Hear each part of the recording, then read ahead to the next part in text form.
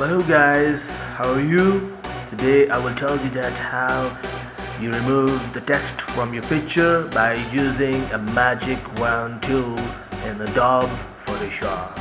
So now let's start, come on!